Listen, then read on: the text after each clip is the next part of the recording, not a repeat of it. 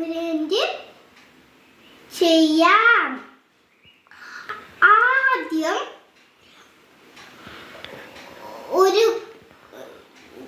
ഞാൻ 2 ഗ്ലാസ് വെള്ളം വെച്ചിട്ടുണ്ട്.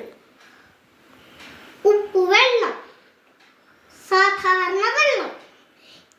ഇനി നമുക്ക് ഒരു മുട്ട സാധാരണ വെള്ളത്തിൽ ഇട്ട് വെക്കാം.